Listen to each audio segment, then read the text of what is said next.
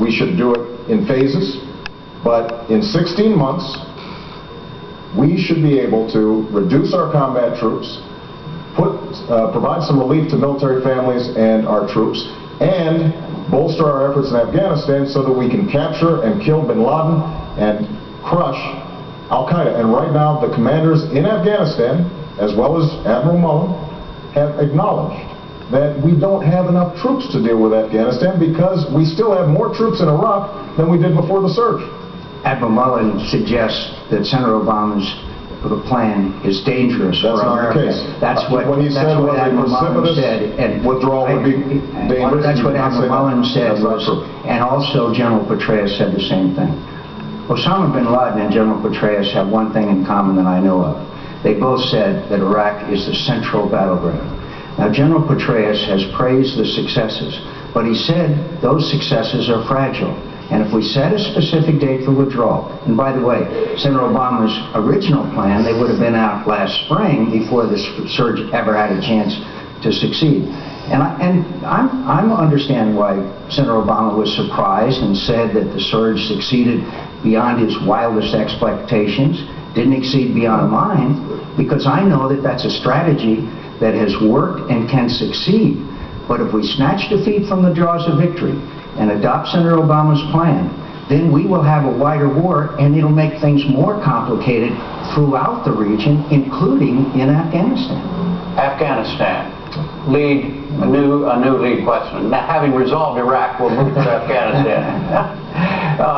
And it goes to you, Senator Obama, and it picks up on a point that's already been made. Do you think more U.S. troops should be sent to Afghanistan? How many and when? Yes, I think we need more troops. I've been saying that for over a year now.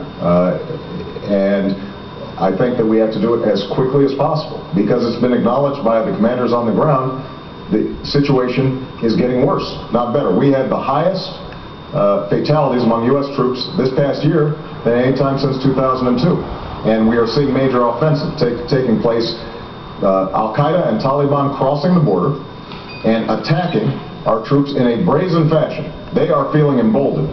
And we cannot separate Afghanistan from Iraq because what our commanders have said is we don't have the troops right now to deal with Afghanistan. So I would send 2 to 3 additional brigades to Afghanistan. Now keep in mind that we have 4 times the number of troops in Iraq, where nobody had anything to do with 9/11 before we went in, where in fact there was no Al-Qaeda before we went in. But we have 4 times more troops there than we do in Afghanistan. And that is a strategic mistake because every intelligence agency will acknowledge that Al-Qaeda is the greatest threat against the United States, and that Secretary of Defense Gates acknowledged the Central Front, that the place where we have to deal with these folks is going to be in Afghanistan and in Pakistan. So here's what we have to do comprehensively, though. It's not just more troops. We have to press the Afghan government to make certain that they are actually working for their people. And I've said this to President Karzai. Number 2, we've got to deal with a growing poppy trade that has exploded over the last several years. Number 3, we've got to deal with Pakistan because Al-Qaeda and the Taliban have safe havens in Pakistan across the border in the northwest regions. And although, under George Bush, with the support of Senator McCain, we've been giving them $10 billion over the last 7 years, they have not done what needs to be done to get rid of those safe havens. And until we do, Americans here at home are not going to be safe. Afghanistan, Senator McCain. Well, first of all, I won't repeat the mistake that I regret enormously, and that is after we were able to help the Afghan freedom fighters and drive the Russians out of Afghanistan, we basically washed our hands of the region, and the result over time was the Taliban, Al-Qaeda, and a lot of the difficulties we are facing today.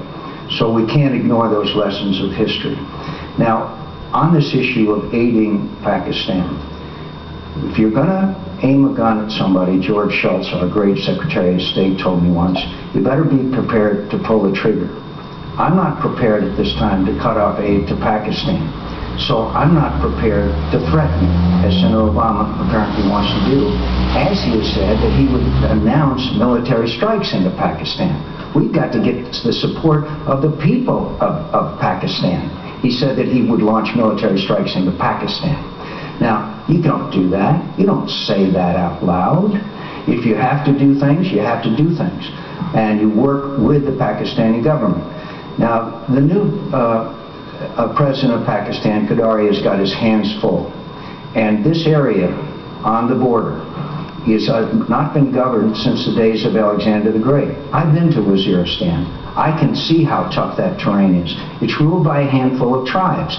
And yes, Senator Obama calls for more troops, but what he doesn't understand, it's got to be a new strategy, the same strategy that he condemned in Iraq, that's going to have to be employed in Afghanistan. And we're going to have to help the Pakistanis go into these areas and obtain the allegiance of the people. And it's going to be tough. They've intermarried with Al-Qaeda and the Taliban.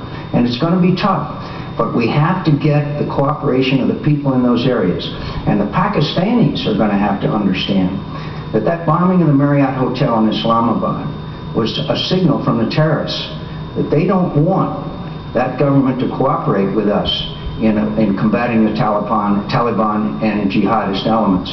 So we've got a lot of work to do in Afghanistan, but I'm confident now that General Petraeus is in the new position of command that we will employ a strategy which not only means additional troops, and by the way, there have been 20,000 additional troops from 32 to 53,000, and there needs to be more. So it's not just the addition of troops that matters. It's a strategy that will succeed, and Pakistan is a very important element in this, and I know how to work with them, and I guarantee you I would not publicly state that I'm going to attack them. Nobody